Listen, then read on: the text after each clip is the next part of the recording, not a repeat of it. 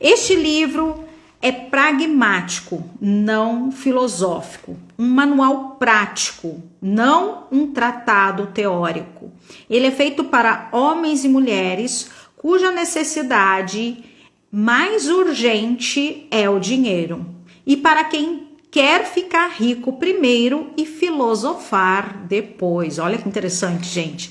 Então esse livro ele fala que primeiro você faz, né? Primeiro você adentra a prática, depois você vai filosofar. Um livro que ele fala da praticidade.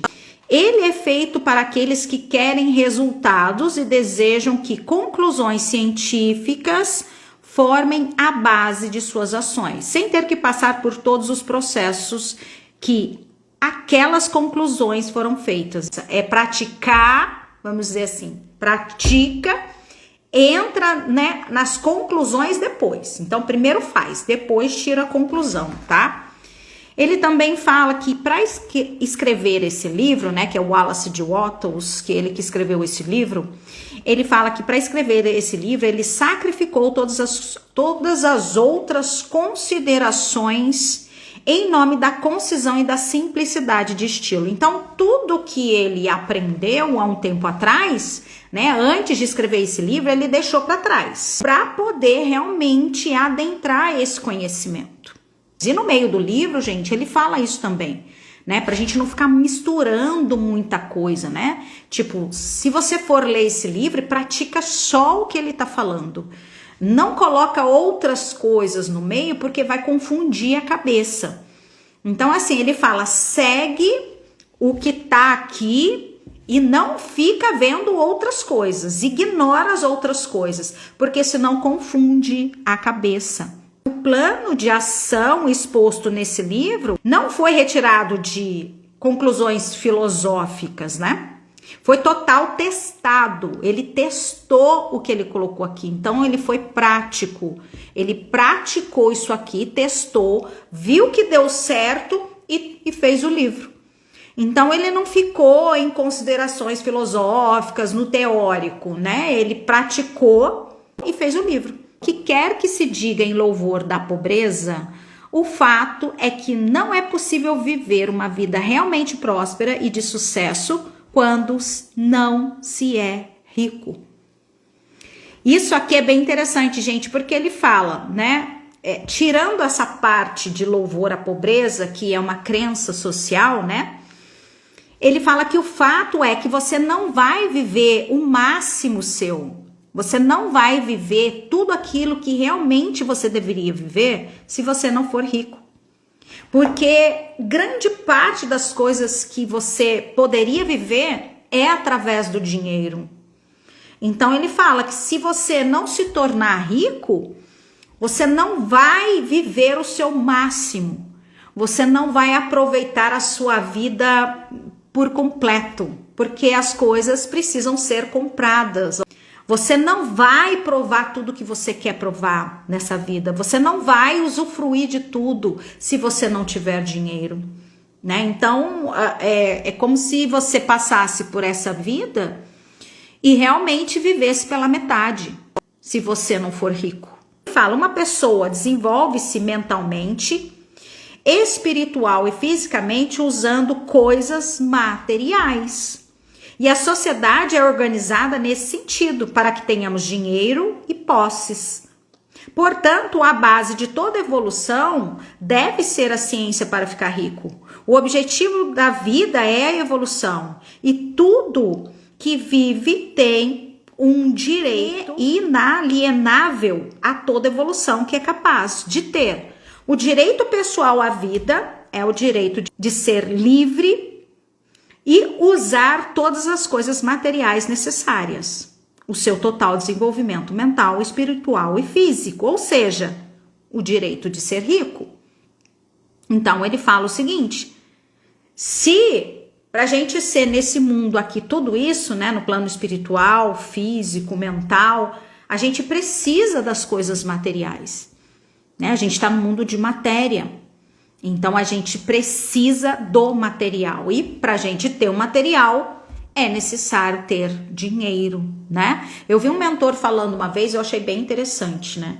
Ele falou que o dinheiro se tornou uma energia vital. Ele se tornou parte de nós. Até mesmo quando, assim, sabe aquela coisa de respirar, dormir, comer, estado de sobrevivência? Então, o dinheiro, ele se tornou essa energia também para nós. Uma pessoa que fica sem dinheiro, ela praticamente adoece. Então, é bem sério, né? Se tornou parte de nós o dinheiro. Então, se a gente resiste a ele, se a gente resiste a essa vida abundância, a gente vai ter problema, tanto de saúde quanto mental e até mesmo muitas das vezes espiritual, porque a gente é um só, né? A gente não é separado, a gente é um só, né? Então, nesse livro, ele fala assim, ó, nesse livro eu não falarei de riqueza do modo figurativo, pois ser realmente rico significa não ficar satisfeito ou contentar-se com pouco. Então, aqui ele não vai falar, ele diz que ele não vai falar no livro inteiro de modo figurativo, né? Ele vai falar de modo sério, né? Porque ele não vai falar para você se contentar com pouco, ele vai falar para você qual é o seu máximo, né? Se você quer alcançar o máximo, é isso que você deve fazer, tá? Então, esse livro, ele é aquele livro assim, curto e grosso, sabe? O que ele fala nesse livro aqui é reto, não tem firula, vamos dizer assim. Não é figurativo, é realmente na lata o que ele fala. E realmente muitas pessoas discordam de coisas que estão nesse livro. E esse livro foi o que inspirou a Rhonda Byrne a fazer O Segredo. Então, quem assistiu O Segredo aí, gente, o filme O Segredo, ela fala, né, que o pai dela, né, morreu e ela se viu perdida e tal, ela tava na extrema pobreza e ele deixou um livro para ela. E ela fala que quando ela leu aquele livro, tudo mudou na vida dela, né? Bem no início do filme mesmo, do livro. E esse livro não fala lá no documentário, mas é A Ciência de Ficar Rico, que mudou a vida da Rhonda Byrne naquele momento, né? Com o conhecimento disso daqui. Então, ele fala aqui que esse livro, a finalidade dele é desabrochar em nós a prosperidade. E todos devem ter tudo que pode contribuir para o poder. A pessoa que possui tudo que quer para ter a vida que é capaz de viver é rica. É para você viver tudo que você quer, tudo que você desejar, você deveria viver. E nós desejamos coisas, na maioria delas, precisa de dinheiro. Então, ele fala assim, não vamos ser hipócritas, né? De ficar aqui falando de riqueza no modo figurativo. Toda pessoa quer naturalmente ser tudo que é capaz de se tornar. Esse desejo realiza possibilidades inatas, quer dizer, coisas que já vêm com você, né? Nós não podemos evitar querer ser tudo que nós podemos ser. Ele fala assim que a gente não pode evitar desejar. Se você deseja algo, é para você viver o que você está desejando. Se você deseja um carro, é para você ter o carro que você deseja. Se você deseja ter uma vida estável, se você deseja ter um amor, se você deseja... É esse o desejo do seu coração que você tem que viver. Você não pode deixar isso de lado. Ele fala aqui. Ele fala que todo ser humano deve viver tudo que desejar ser, ter, fazer, ir. Entenderam, gente? Então, assim, eu vejo que muitas pessoas têm medo de desejar. Ou se sente culpada de desejar algo a mais. Compreender a ciência de ficar rico é, consequentemente, o mais essencial de todos os conhecimentos. Não há nada de errado em querer ser rico. Então ele fala mais, olha, compreender como é ser rico e ficar rico é o essencial de todos os conhecimentos. Porque através do dinheiro, através da riqueza, você pode fazer tudo que você quiser ser, ter e fazer e ir e comprar e desejar tudo. É através do dinheiro. Então, ele traz uma visão que eu nunca vi em outro livro, gente. Eu nunca vi em outro livro essa visão desse livro, A Ciência de Ficar Rico, tá? Porque ele fala que é através do dinheiro, da riqueza, que você pode usufruir ou se testar ou se permitir a ser o máximo que você deve ser. Ele fala que você precisa viver tudo que você deseja viver. Você não pode se privar dos seus desejos. Se você desejar uma vida rica, é para você ser rico. O problema é que a nossa mente condicionada na escassez, ela vai falar pra gente que não é necessário.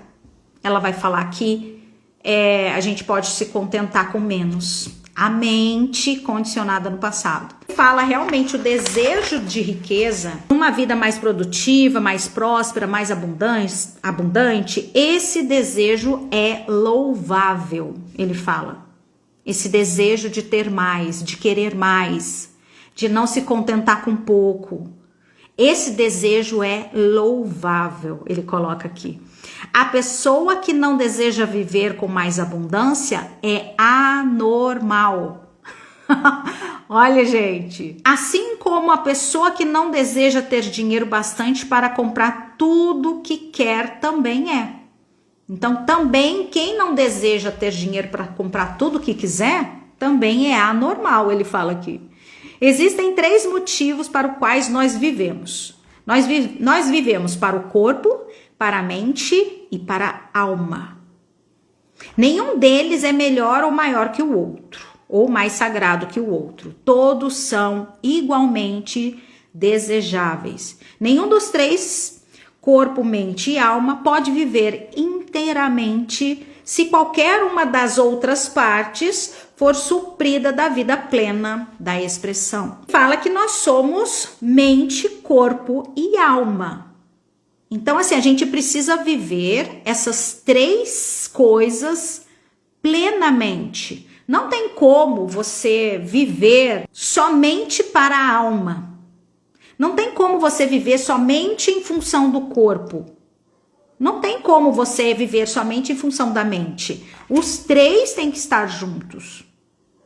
Né? Então, ele fala que não é certo ou nobre viver somente para uma coisa e não viver para outra. É errado isso. Ele fala que a gente precisa unir essas 3 forças, né? Corpo, mente e alma, e viver plenamente. E para o corpo, por exemplo, né? O nosso corpo físico, a gente precisa da matéria. A gente precisa comer. A gente precisa dormir. A gente precisa de um teto para se proteger. E tudo isso é dinheiro. Tudo isso é provido pelo dinheiro.